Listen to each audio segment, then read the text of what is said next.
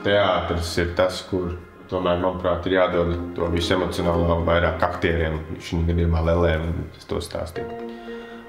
Un mūzika mums iedod, kā saka, nevis tādu pirmo emocionālo to sajūtu, bet drīzāk to otro, kas ir tā kā tad paspilgtina to, ko saka šī gadījumā Lēlis. Pēc tāda balanss starp to fonu mūziku un tad tiem akcentiem, kā viņus tur palaist pareizi, lai būtu tas magics, lai višķiņ būtu tā filmas sajūta, ka tā mūzika reāli ir tā kā, rakstīta virsū uz bildes. Jo es sākumā aizsūtīju šitādu režisoram.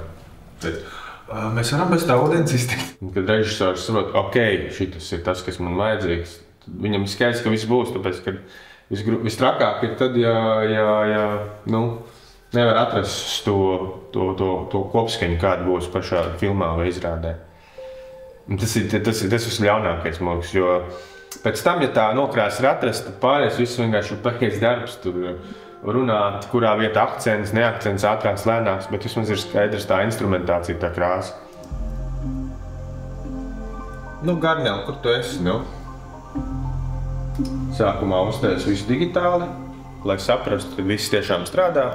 Visas pareizās krāsas, pareizie akcenti, viss mūdiņš ir īstais, un tad tas ir tāds, kā saka, jau beigu process, kad es tad skatos, cik man ir laiks, cik ir iespējas iespēlēt noteikti kaut ko dzīvu klāt, lai tas tā kā padara vēl to īpašāk, jā.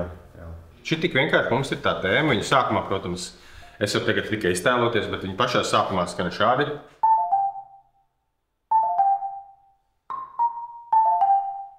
Un visticamāk, tad beigās jau tur būs, es nezinu, jau tur nezinu.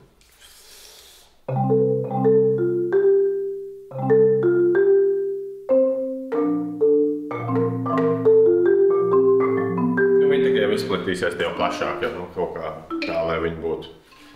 Man patīk, ka tas ir zem ūdens, bet, protams, stāsts jau nav par ūdeni. Stāsts ir mūsu gadījumā par mazo Stasi, kurš ir ļoti brīnišķīga personība kā tāda. Un stāsts jau ir par viņa emocionālo pasauli. Un ūdens jau mums tikai ir tāds, kas tur iedod to visu pārējo. Un šeit ir tas, kā mēs mēģinām kaut kā balansēt, cik daudz ar mūziku kaut ko stāstīt vai papildināt vai ne.